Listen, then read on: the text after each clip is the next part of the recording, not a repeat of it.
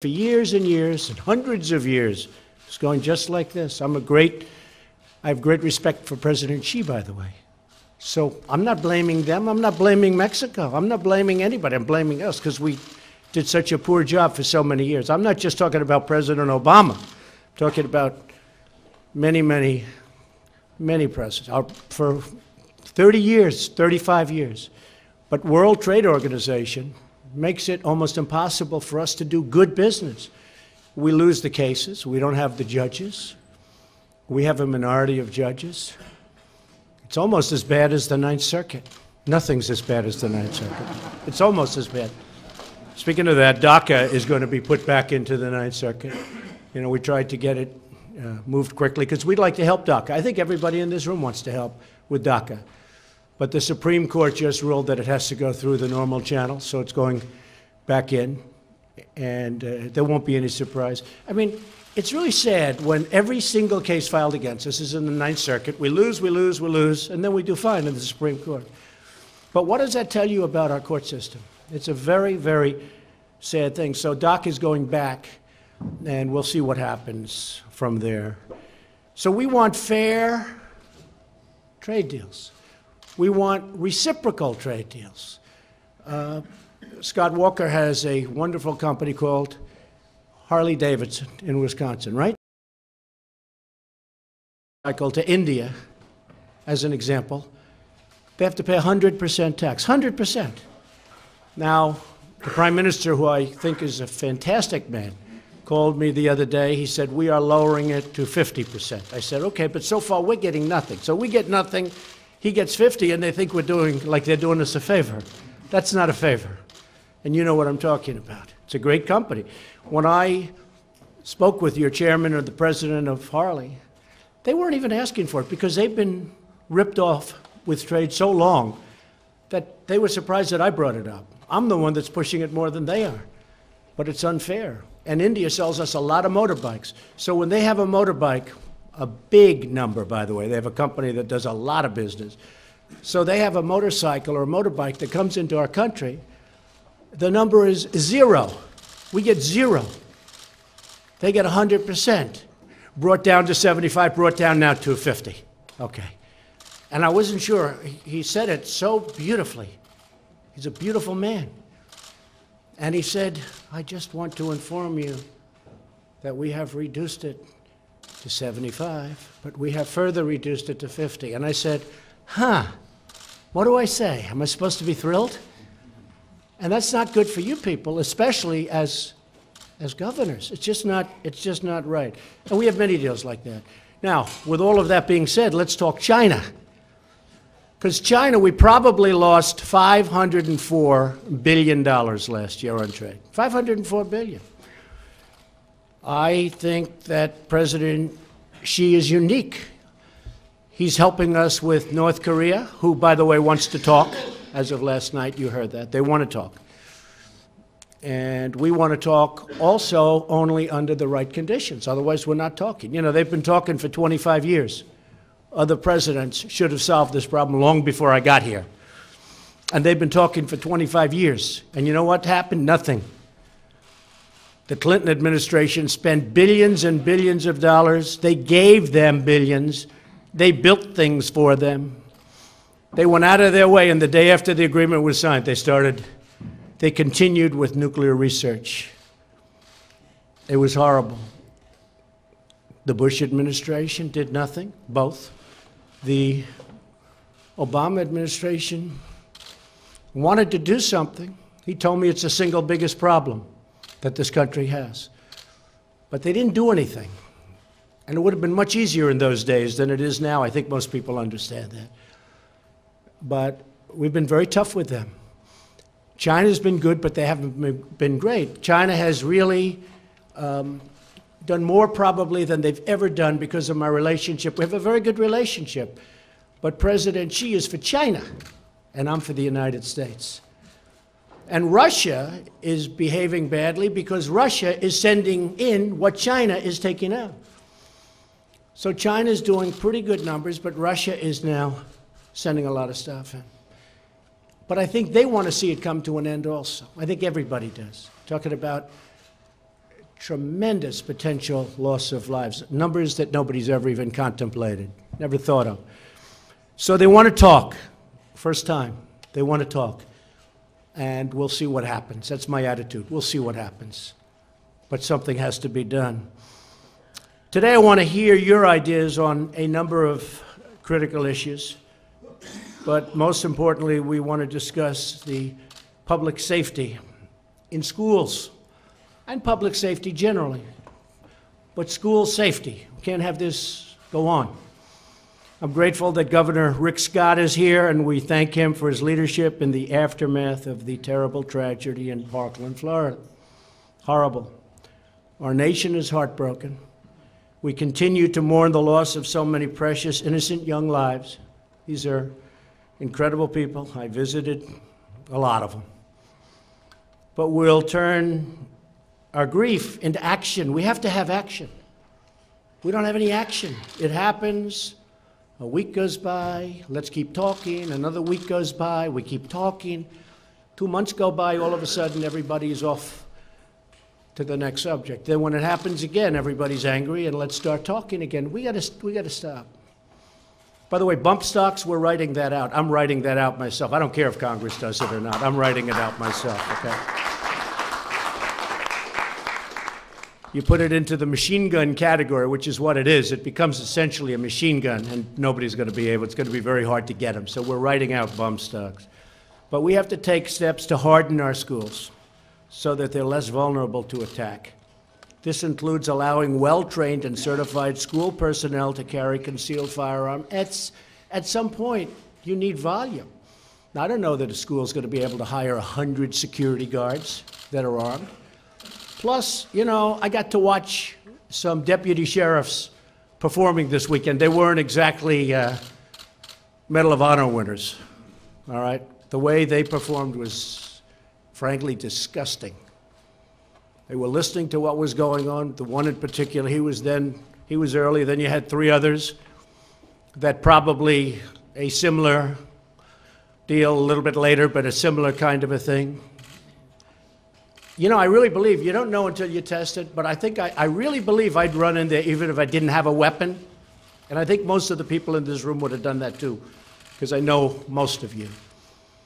But the way they performed was really a disgrace. Second, we must confront the issue of mental health. And here is the best example of mental health. This kid had 39 red flags. They should have known. They did know. They didn't do anything about it. That was really a bad time, I have to tell you. Nobody bigger for law enforcement than I am. But between the people that didn't go into that school and protect those lives and the fact that this should have been solved long before it happened, pretty sad. So we have to confront the issue, and we have to discuss mental health, and we have to do something about it. You know, in the old days, we had mental institutions. You had a lot of them. And you could nab somebody like this because, you know, they did. They knew something was off. You had to know that. People were calling all over the place. But you used to be able to bring him into a mental institution, and hopefully he gets help or whatever, but he's off the streets. You can't arrest him, I guess, because he hasn't done anything, but you know he's like a boiler ready to explode, right? So you have to do something. But you can't put him in jail, I guess, because he hasn't done anything. But in the old days, you'd put him into a mental institution. And we had them in New York, and our government started closing them because of cost.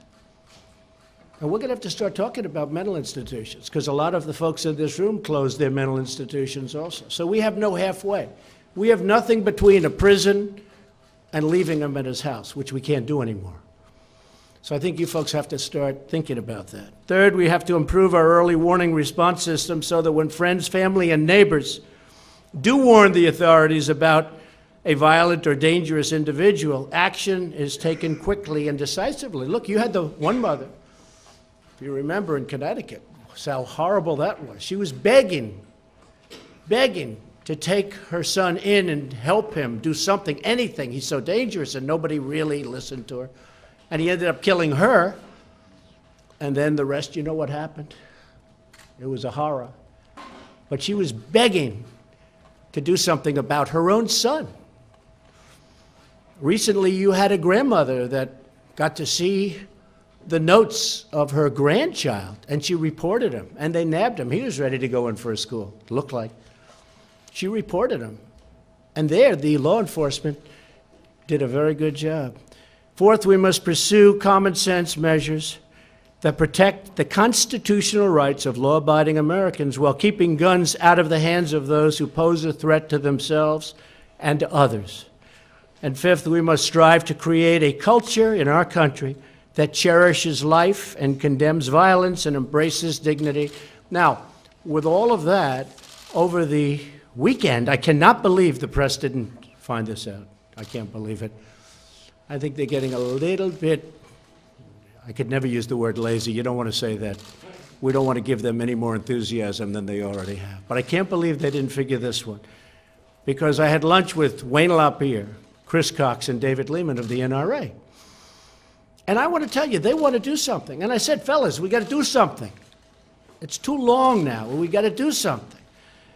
And we're going to do very strong background checks. Very strong. We've got to do background checks. If we see a sicko, I don't want him having a gun. And, you know, I know there was a time when anybody could have. I mean, even if they were sick, they were fighting. And I said, fellas, we can't do it anymore. And there's no bigger fan of the Second Amendment than me, and there's no bigger fan of the NRA. And these guys are great patriots. They're great people. And they want to do something. They're going to do something. And they're going to do it, I think, quickly. I think they want to see it.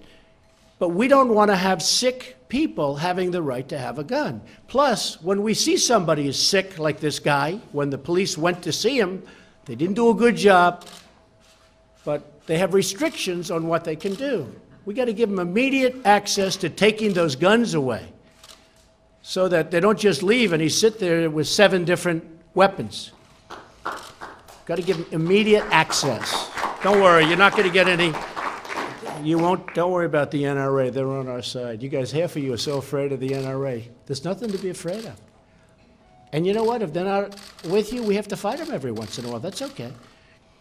They're doing what they think is right. I will tell you, they are doing what they think is right. But sometimes we're going to have to be very tough and we're going to have to fight them. But we need strong background checks. For a long period of time, people resisted that. But now people, I think, are really into it. And John Cornyn, great guy, senator, Mitch McConnell, Paul Ryan, and Kevin McCarthy, hopefully are going to work on some legislation. I hope you guys, they started already. In fact, John has legislation in. We're going to strengthen it. We're going to make it more pertinent to what we're discussing. But he's already started the process. We've already started it. And the other thing, we need hardened sites. We have to have hardened sites. So just in concluding, we have tremendous things happening. The country is doing well, and then we have a setback like this that's so heart-wrenching. It's so heart-wrenching. And we have to clean it up. We have to straighten it out. You know, it's wonderful that we're setting records on the economy. We're setting records. Black unemployment at an all-time historical low. Hispanic unemployment at a historical low. Women unemployment at an 18-year low. 18 years. And actually, I did very well with women during the election. Nobody wants to give me credit for that, as you know. But and I'm very proud of that. To me, these are incredible statistics. And very importantly, our companies are doing well. The fundamentals are literally beyond what anyone's ever seen. This isn't a bubble. You know, there was bubbles in the past because these companies were valued and nobody understood where's their money? Where's the money? And these are really strong companies we're building now. We have tremendous underlying value. I want to bring the steel industry back into our country. If that takes tariffs, let them take tariffs, okay? Maybe it'll cost a little bit more, but we'll have jobs. Let it take tariffs. I want to bring aluminum back into our country. These plants are all closing or closed. Recently, we put a tariff on washing machines because we were getting killed, believe it or not, on washing machines and solar panels. That was 2 months ago. You have to see the activity on new plants being built for washing machines and for solar panels. We had 32 solar panel plants. Of the 32, 30 were closed, and 2 were on life-to-life resuscitation. They were dead. Now they're talking about opening up many of them, reopening plants that have been closed for a long time. And we make better solar panels than China. One of the knocks were that the solar panels were lousy. They weren't good. We make a much higher quality solar panel. So after 2 months, we're opening up at least 5 plants, and other plants are expanding on the washing machines, which, by the way, it sounds like sort of a little hokey to say washing machines. It's a big business. It's a very big business. But then you look and you see like, I won't mention countries. I would never do that. But how many Chevrolets are in the middle of Berlin? How many Fords are in the middle of Tokyo? Not too many. In fact, Ford sort of closed up their operation in Japan because they couldn't get cars in there. I spoke to Prime Minister Abe, another great friend of mine. He's a great person. But I said, listen, you're sending us millions of cars, and if we send you one, and if we make it so perfect, they actually told me a case where they made this car so good. They spent a fortune. They had the best environmental, the best this, the best skins, the best everything you can have in a car, the best safety. They brought it in, and after inspections that lasted forever, it was rejected. You see, that's a form of tariff, too. Maybe that's a more deadly form of tariff. That, to me, is just as deadly as 50% and 25% and 100% in many cases. So we're going to straighten it out. We've already started. I mean, the first year is just, we laid the seeds. You know, a lot of it is statutory, where you can't do anything unless you go through a process. Well, now, through our great team, we've gone through that process. Many of this, in other words, you'll do a rule, you have to wait 90 days. That's sort of what's happening with the bump stocks. I'm waiting for the next process, but it's gone. Just don't worry about it. It's gone. Essentially gone, because we're going to make it so tough that you're not going to be able to get them. Nobody's going to want them anyway. You know, bump stocks, you shoot rapidly, but not accurately. I don't know if you have ever heard what a bump stock does. The bullets come out fast, but you don't know where the hell they're going. That's why nobody even really too much came to its defense. But he used it in Las Vegas. He was using bump stocks in Las Vegas, as you know. So we're getting rid of them. So you're going to ask questions. I'm going to help you folks. We're going to get all of the things that we want to do, whether it's transportation, whether it's safety, whether it's law and order. One of the things that the past administration would not do is give this incredible equipment that we have, excess military equipment. Wouldn't give it to your police. Would not give it to your law enforcement. They didn't like the idea, the administration, of armored vehicles. I guess maybe they'd rather have, you look, why wouldn't they want that? People were in danger. People were being killed. People were being shot. People were being hit with rocks during some bad times in some rough places. And we've given out hundreds of millions of dollars worth of our excess military equipment to your police forces. And I will tell you, every time I go to one of your cities, they come up to me, the police, and they say, thank you so much for that equipment. We feel so much safer, where they can go in an armored van up to a site and not worried about being shot or hit in the head with a rock. And to me, it's common sense, but, you know, what can I tell you? But I will say this, your group really appreciates it.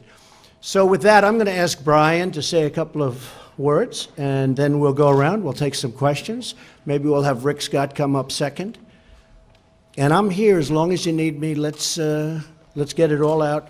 We want to help the governors. We want to help our states. And we want to make our schools safe. Brian, please.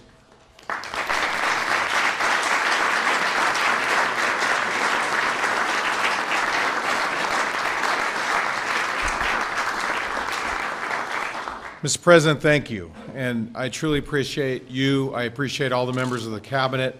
On behalf of all the governors, I want to thank you for your hospitality and the First Lady's hospitality yesterday evening. It was an extraordinary night and truly a privilege to be able to visit and enjoy fellowship.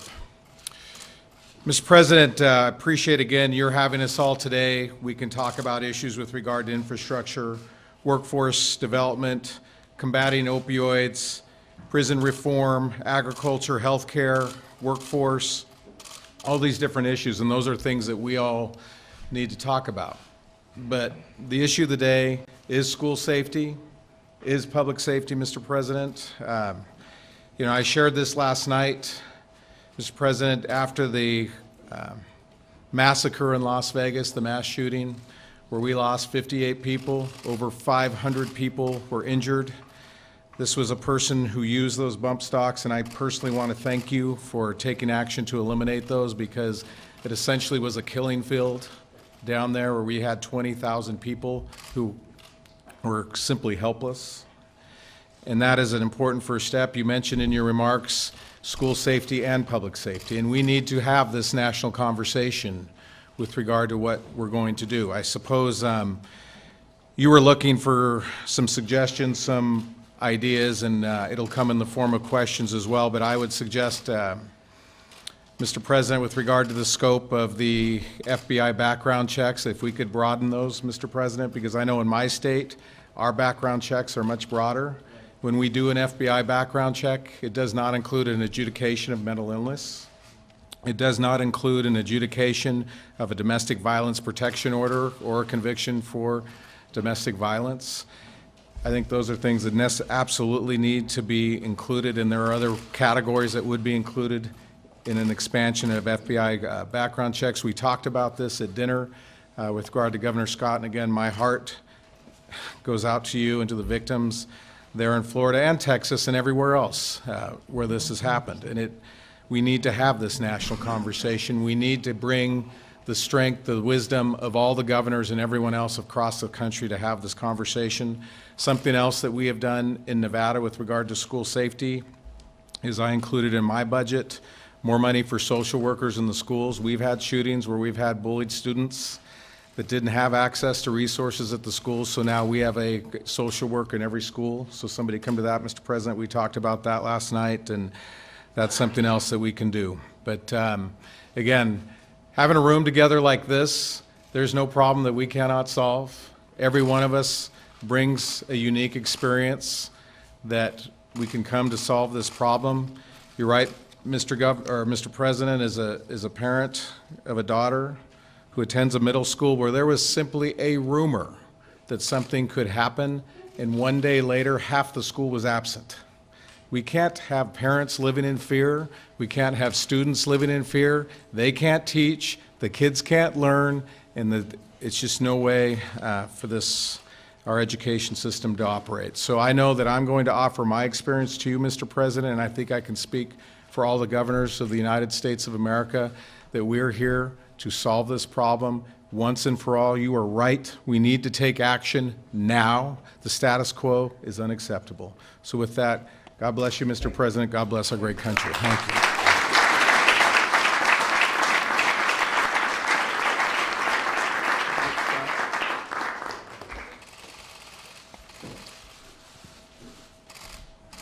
Well, the first thing I want to do is I want to thank the President for making something happen.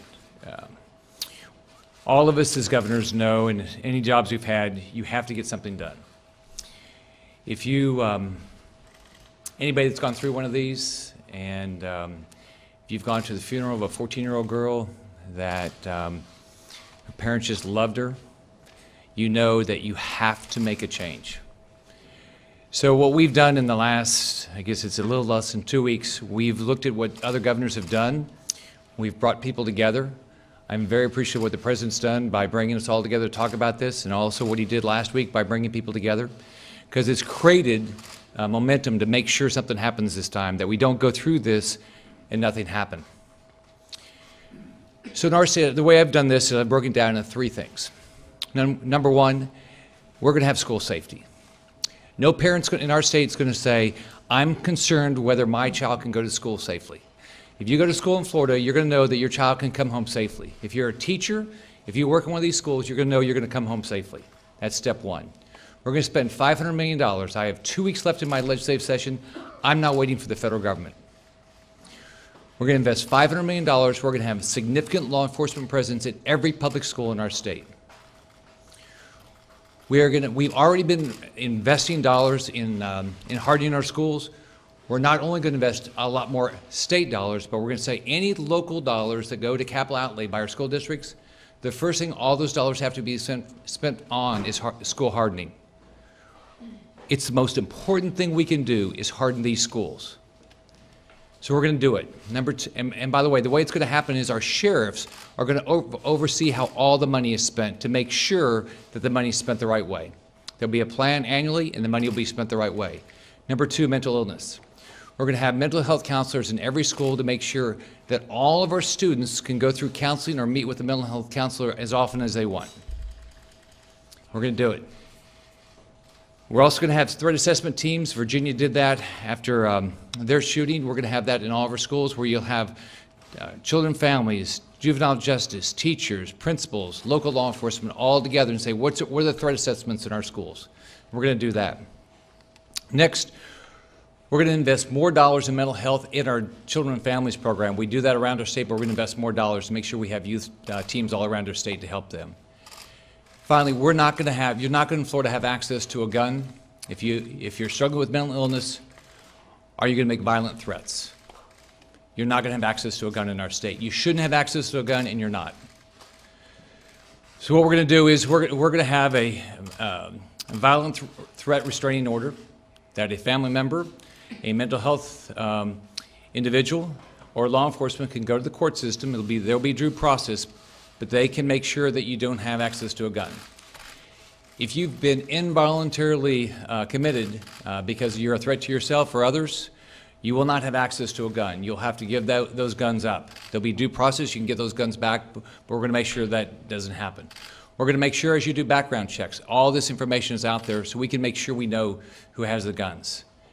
So in our state, we are going to get all this done. I'm going to get it done in the next 2 weeks. I've been talking to my legislative leadership every day. They're committed to be a partner. But in Florida, I want to make sure every parent knows that their child is going to come home safe and sound every day. Thank you, Mr. President.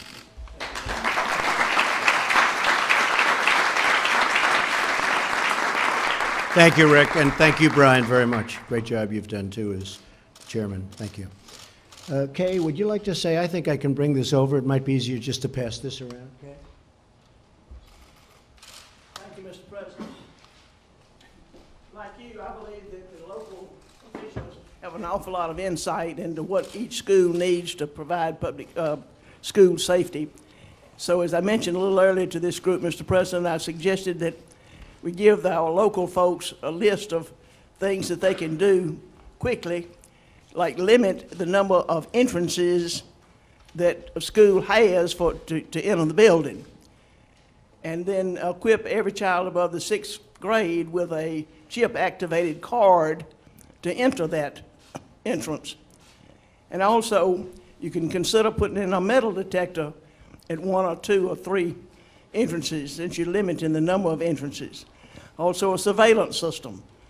And that surveillance system can be tied to the virtual Alabama Visual Center at the Education Department, so it's instant information all at the same time. Certainly training in mental health situation is fine, but for the immediate, I just think we need to give some guidance to our local people and limit the access to entrancing and equip with surveillance systems, metal detectors, or whatever they choose to do. Where's the money coming from? They've got some local money, but in our state budget, there's been a technology fund. And a senator and I are working, and he introduced the bill last week to be able to free up some of that money for use for school safety. So these are not costly things, but they're things that can be done immediately to improve school safety. That's right. Thank you. Thank you very much. Thank you very much, Kay. How about going around the room? Anybody has some great ideas or suggestions? Governor? Thank you, Mr. President. 2 comments, one from the state of Washington. Right. Thank you. We have a program called the Extreme Risk Protection Order System that has been supremely effective in allowing family members that realize there's a risk to have them separated from their firearm. It involves a judicial decision, it involves a hearing, and it has saved lives, I'm sure, in the state of Washington. and I would commend it to you for national attention, because it makes sure that when you have an uncle that might be, you have concern about depression, it allows law enforcement to separate your uncle and depressed uncle from his firearm. If you have somebody in your family that might have some violent tendencies, after a hearing, an ex parte or a potential ex parte order, you get an order to actually allow law enforcement to remove them. It's been in operation for a year. It's been extremely successful. I would commend it to you. Second issue. Now, I know that you have suggested arming our teachers. And I just not your teachers. Not your- Arming a small portion that are very gun adept, that truly know how to handle. Because let me- I do feel, Governor, it's very important that gun-free zones, you have a gun-free zone, it's like an invitation for these very sick people to go there. I do think that there has to be some form of major retaliation if they're able to enter a school. And if that happens, you're not going to have any problems anymore, because they're never going to the school. You're never going to have a problem. So it would just be a very small group of people that are very gun adept. Anyway, go ahead, Governor. If I may respond to that, let me just suggest whatever percentage it is. I heard at one time you might have suggested 20%. Whatever percentage it is, speaking as a grandfather, Right. speaking as a governor of the state of Washington, I have listened to the people who would be affected by that. I have listened to the biology teachers, and they don't want to do that at any percentage. I've listened to the first grade teachers that don't want to be pistol packing first grade teachers. I've listened to law enforcement who have said they don't want to have to train teachers as law enforcement agencies, which takes about 6 months. Now, I just think this is a circumstance where we need to listen, that educators should educate, and they should not be foisted upon this responsibility of packing heat in first grade classes. Now, I understand you have suggested this, and we suggest things, and sometimes then we listen to people about it, and maybe they don't look so good a little later. So I just suggest we need a little less tweeting here, a little more listening, and let's just take that off the table and move forward. All right, thank you very much. You know, we have a number of states right now that do that. And I think with that in mind, I'll call on Greg Abbott, great governor of Texas. Greg? Here, right here. You have it? Sure. Texas authorized schools to adopt policies to implement a school marshal program where individuals would be trained to have a weapon and to be able to use that weapon. And we now have well over 100 school districts in the state of Texas where teachers or other people who work in the school do carry a weapon and are trained to be able to respond to an attack that occurs. Now, it's not always a school teacher. It could be a coach. It could be an administrator. It could be anybody who works in that school. But it's a well-thought-out program with a lot of training in advance. And candidly, some school districts, they promote it because they will have signs out front, a warning sign that be aware there are armed personnel on campus, warning anybody coming on there that if they attempt to cause any harm, they're going to be in trouble. Well, I think that's great. And so essentially what you're saying is that when a sick individual comes into that school, they can expect major trouble, right? Major trouble. The bullets are going to be going toward him also. And I think that's great. And you know what's going to happen? Nobody's going into that school, Greg. That's a big difference. That was really well said. Thank you very much. Anybody? The governors are so quiet. I can't believe it.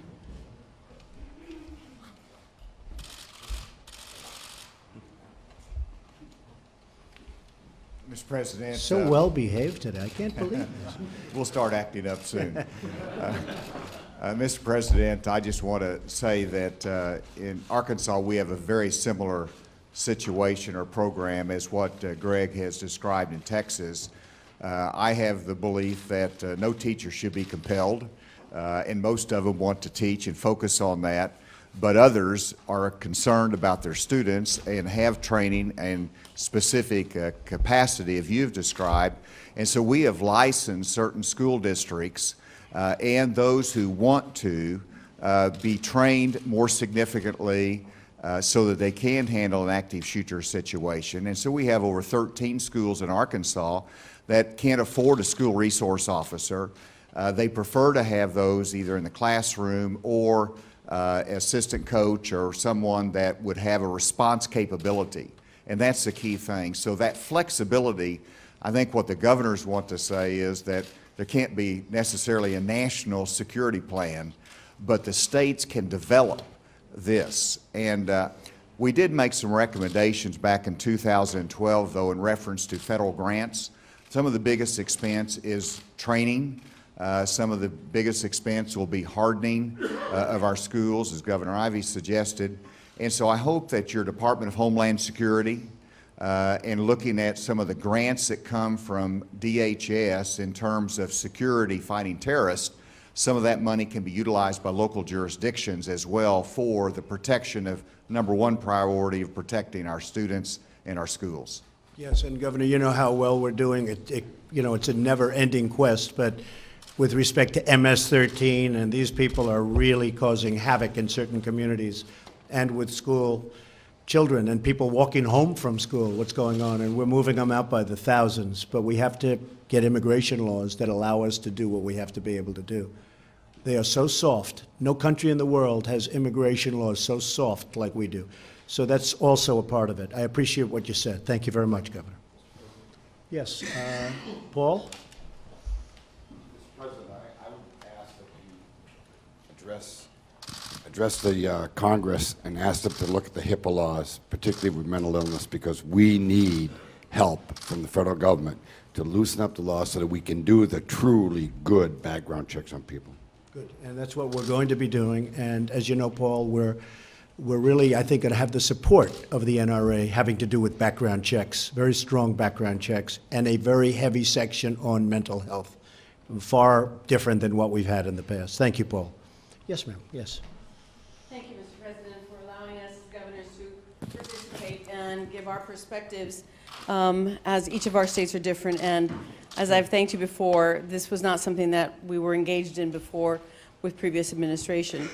I do see that there is a huge pool of retired law enforcement officers where municipalities and counties have actually invested a lot of money into training them, and now they're retired. And often, because they are receiving a public retirement, they cannot go back into that similar kind of retirement plan. If they go into an educational plan, they can actually work for a school, be trained. The school doesn't have to train them, but also they can learn and figure out where cameras and different security pieces need to be implemented within the schools because of their experience in training. And so this is a pool of folks that we can immediately put out without having to expend great amount of dollars in keeping our schools and our school personnel safe. It's well said. The fact is that if you have a teacher or you have a coach or you have somebody that's very adept, only adept, and a lot of people don't have anything, they don't know what it looks like, they can't lift it, but only adept at weaponry and guns, and only a small number. You don't need that many. But we all learned a lot over the weekend or last week when you saw a man that was properly armed standing outside, probably afraid to go in, and now it turns out that there were probably 4 of them. They don't love the students, they don't know the students. The teachers love the students and they want to protect those students. The other thing is cost. The school in Florida was so large, Rick, such a big school, you would have had to have 100, 150 guards. I mean, you would have had to have a lot of guards to have that building properly manned. Then you have an armed camp. Whereas doing it like I think you're suggesting, and like many people in this room agree with, it costs almost nothing. I would actually give a bonus to every coach, teacher, et cetera, because they should go through training. As good as they are, they should go through a very strong, strenuous training. But I would like to give them a bonus. So let's say you gave them a $1,000 bonus for the year, and you'd have 50 or 60 of them in the school. Compare that to paying $40,000, $50,000, $60,000 each. Where are the schools going to get that kind of money? Somebody suggested last night, we're going to harden the doors, we're going to make it impossible to get in. I said, that's good, except in one instance. If the killer gets in and he closes the doors and you can't get into the school. They said, I never thought of that. Don't forget, I was in the real estate business. And when you harden those schools, you're not going to get in. But if they get in, then you're not getting in. Law enforcement's not getting in. Somebody else said, oh, we have something that we're working on. What do you see the cost of these things? Smoke fills into the school. Smoke. Oh. So you have a guy standing there with a weapon, and now he's getting crazy because there's smoke all over them. All he's going to do is shoot endlessly. He's going to go nuts. This is another plan. This is a new one. I'm sure put out by some company that wants to make a lot of money. Smoke is going to fill the room and fill the hallways. That's not going to help.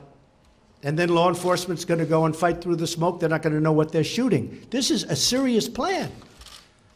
I think I talked that particular person out of it. But I do. When you talk about hardening, the other thing is this, harden. You harden. The cost to your schools and your communities and the federal government will be astronomical when you start putting in main doors, closing other doors, changing hallways around, You're talking about hundreds and hundreds of billions of dollars, and you can do it for nothing. As you and myself and our great governor from Texas and others, I think there are 9 states that do it that way, and they're thrilled. They're thrilled. And you know what it says? Come on in, folks, come on in. But they're not coming in because they don't want to get shot. Look at this guy, Cruz. He leaves with the students. He tried to sneak away. And I'll tell you, one policeman who did a good job was the one that caught him a couple of communities away. It wasn't even Rick in that community. I know all those communities, but it wasn't in that community, sort of far away. And he said, that's the guy I think that maybe did it based on the description. And he went out and he got him. Now, they would have gotten him anyway, I guess, but who knows how much more damage would have been inflicted. So he did a great job. Look, law enforcement's great, but we all learned something when we saw Peterson standing outside of that school. He wanted no part of it. He heard the power, and he heard probably the screaming and the bullets, and he wanted no part of it. And then 3 other guys came to help. They wanted no part of it. That was a terrible, terrible job. The only worst job is that they didn't nab this guy early because you had 39 red flags. That was the worst job. So I think we learned a lot.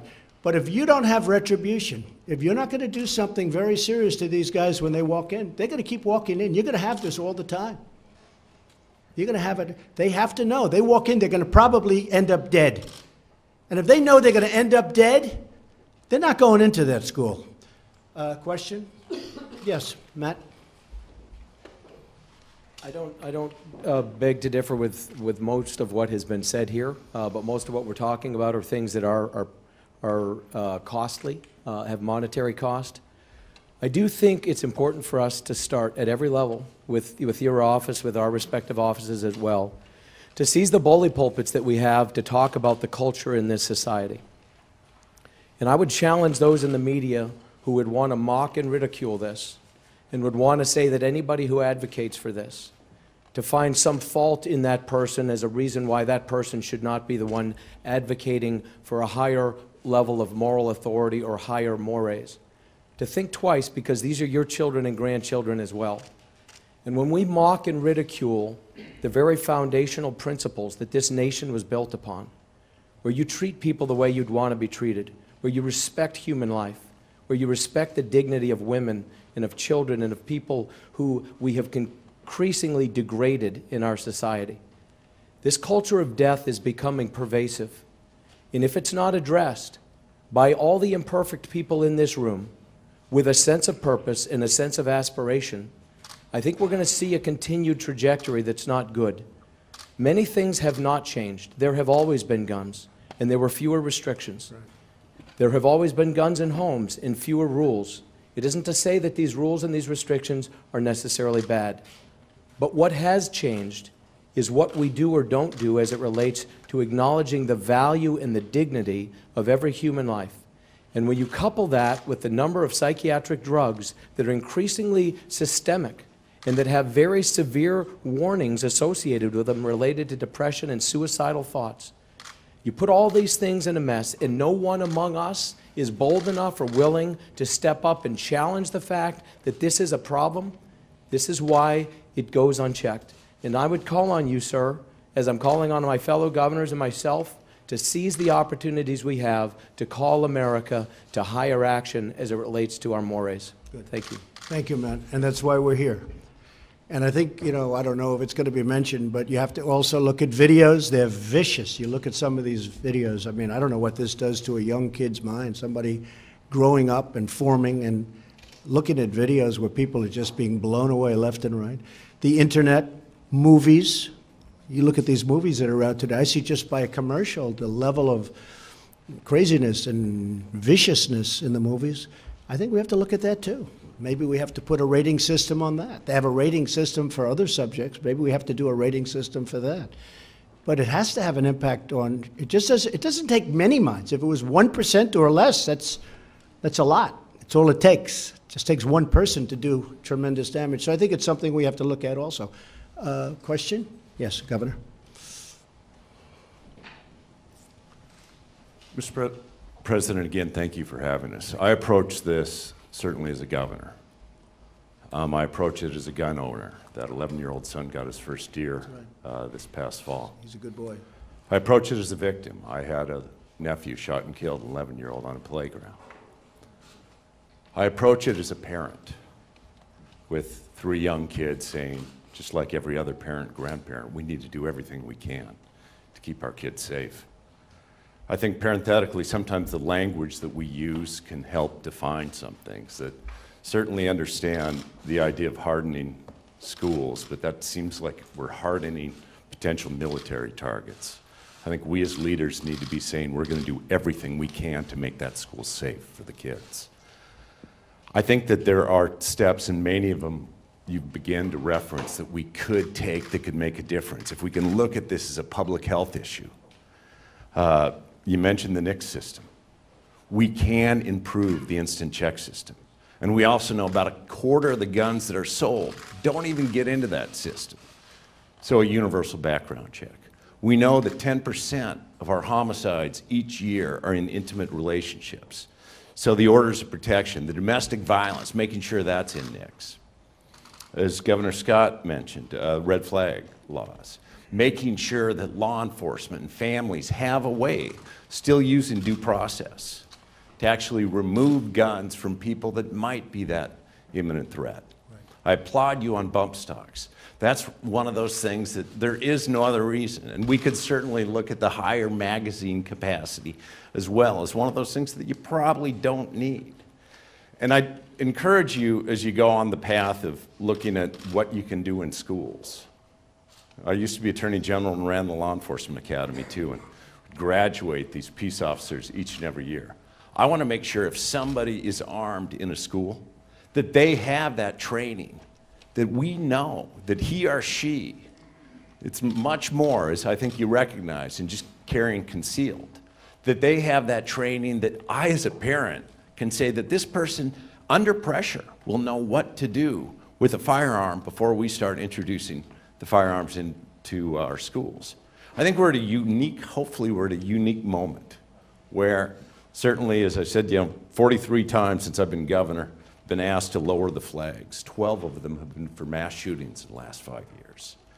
It's almost on the one hand to the point that we're getting desensitized, but on the other hand, here is a moment where everybody's talking, where we can hopefully start saying, what could actually meaningfully impact this, not just for today, but for the future. So thank you so much, and I hope that those areas you'll certainly take both the bully pulpit and the leadership in Congress. Thank you very much. Great points. It was great being with you last night. You mentioned 2 words, under pressure. And a lot of people never really know what that means because, they train a whole life. Look at Peterson. Look what he did in Broward, where he thought he was probably a brave guy, but he wasn't a brave guy. Under pressure, he choked, and other people choked. I mean, a lot of people choked in that case. And we have to have people trained. We have to, you have to have some kind of a budget where it works. When many of the governors happen to, like the idea of trained people within schools, but the press has to get the word out honestly. For instance, I went through a very detailed, it could be 10%, could be 5%, could be 20%. These are really gun-adept people. Very few people would qualify.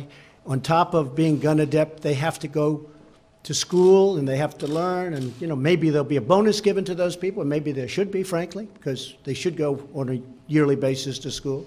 They start with training and then they have additional training every year, and I think they should get a bonus, but it's a very small amount of money compared to what it would cost. I think it would be very effective. But when the press covered it, the headline was, "Trump wants all teachers to have guns. Trump wants teachers to have guns." I don't want teachers to have guns. I want highly trained people that have a natural talent, like hitting a baseball or hitting a golf ball or putting. How come some people always make the 4-footer and some people under pressure can't even take their club back, right? Some people can't take their club back. And you don't know what it is. Those words are hard to train for, but you want to have the number of people where people know they're going to be, the bad guy has to understand that there's a big price to pay when they mess around with our students. You can't just say, oh, we're going to, harden our schools. We're going to blow smoke into the rooms. We're going to do all this stuff that is not going to work. You have to let people know that they're going to suffer the ultimate price. And you know what? And I said it before, you're not going to have incidents. They're not going to do it because they're innately cowards. But I love what you said. I agree very much with what you said. Question? Governor? Phil? Mr. President, October the 1st of 1997, Luke Woodham, 16-year-old student, came into Pearl High School in Pearl, Mississippi, after he had bludgeoned his mother to death that morning with a .30-30 lever-action rifle, killed 2 students, and began to shoot at others. A vice principal, who was an Army Reserve officer, went to his vehicle, retrieved his 1911 .45, and stopped that shooter before he could kill other children in Pearl, Mississippi. When I heard you speak of your idea, that was the concept I believed in. Find that Army Reserve vice principal, give him the training he necessarily needs, arm him, and stop this madness. Thank you, Thank Phil. you, Well, sir. many of these people are teachers, too. They're retired. They're 20 years in the Marines. They can handle a weapon world class. They don't even need the training, but they should get it anyway. Everybody should have very strong training. But, you have many like General Kelly standing back there. I wouldn't mind if he was a teacher. I'd like him to be our teacher. And if he happened to be concealed, carrying concealed, I'd feel very good about that. That to me is better, and he's on the site. Don't forget the other thing, Phil. They're on the site. They're not outside. They're not 20 minutes away in a police station where an alarm rings and they go, and by the time they get there, they don't know the school, they don't know the floors. These people know everything intimately. I think it works. Look, I've been watching this I've only been doing this for 2.5 years. After that, I was a civilian, and I had a nice life.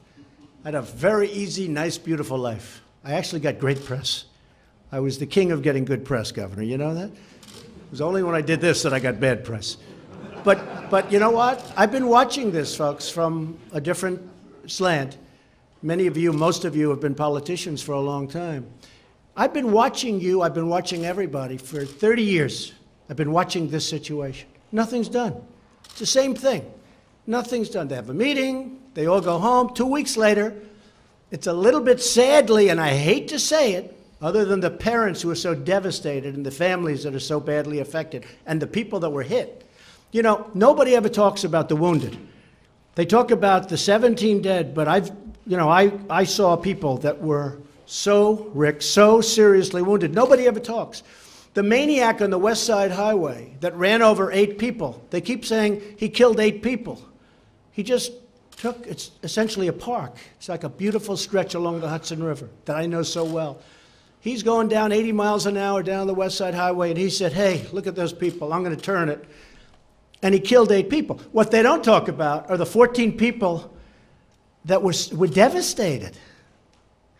They go to put themselves in shape and to work out, and they're very proud, and they end up missing a leg and missing an arm, or missing 2 legs and an arm. And nobody ever talks about those people. They talk about the people, obviously, that died. They don't talk about the people that are so devastated. And you have that. You have many people. I saw a lot of those people. Hopefully they're going to be okay after a long time in rehab. But a lot of them won't be. and we got to remember them too. Those people are great people. Got to remember them too. Okay, how about one or two more? Yes, Governor. Again, thank you. I've enjoyed hearing from my fellow colleagues of what's going on in their respective states. And it reminds me this is a very complex issue. There's no simple solution, unfortunately for us. I think there's roles to play for the federal government, some of the things you're proposing. But I think most of the solutions are going to come from the states. We have some states that are doing things with arming personnel inside the school system that they seem to think is working well. I know I'm working with my legislature as recently as last night in talking about what is the cost for education? What is the cost? You're a businessman to do business. That's right. Some of that is in fact embedding law enforcement, trained personnel in whatever form or fashion you want. It's going to be an additional cost. That's the result of society today. How we've got to this kind of society, Governor Bevin, and some of the things that are desensitizing our children, the challenges of life today and its complexities, who knows? But I do believe this, each state is going to have to find their own way based on their own culture, based on their own politics, based on their own unique demographics, and we'll learn from each other. We'll find what works, and we'll homogenize probably together. But the states, these little pilot programs, that's the beauty of our concept of federalism, and these states out there finding solutions to the problems that ail the people. This is the problem of today, safety in our schools. I look to learn from all of you as we tried our own way in Utah to find a solution to this very critical and timely issue. Thanks for your Thank you, leadership. Governor. I appreciate it. And you said something very important. The states can do these various programs without the federal government also. And we're there to help, and we'll help monetarily, which is very important because a lot of the school budgets especially, they don't have the money. I mean, where are they going to get the money to put 100 guards into the school in Parkland? I mean, it's very tough. It's a tough situation. But the federal government can help out. But a lot of these solutions that we talk about, whether you agree with me or you agree with somebody else, you can do them pretty much by yourselves within your state. Like our great governor of Texas, Greg, we have an attitude on retribution. Because I say the only way you stop it is retribution. I don't think you're going to stop it by being kind. I don't think you're going to stop it at all. You're going to have problems. But if a state feels that way, I say you have to go and you have to do what you have to do. I guess we have 9 states that are doing what you're doing, Greg, at least 9, and some are coming, and they're coming fast. But the states can do a lot of this work themselves. They can do most of it. And we'll back you up, regardless of what you want to do. If you agree or disagree with the state of Texas and other states that do it differently, I think that's fine. Just go and do it yourself. We will be there to help you no matter what your solution is. But this is largely a state issue in terms of that school security. And in many cases, it's a local issue. You know, in many cases, you don't even need approval from the state. You can go in as a school district and do what you have to do for the safety of your children. So my attitude is get it done and get it done properly. It is an honor to be with you, so many friends, and we're going to see you a little bit later. But I think this was a really great meeting. And Brian, I want to thank you very much. Thank you very much. Fantastic job. Thank you. Thank you very much, Senator. I appreciate it very much. I'll see you in a little while. Thank you. Thank you.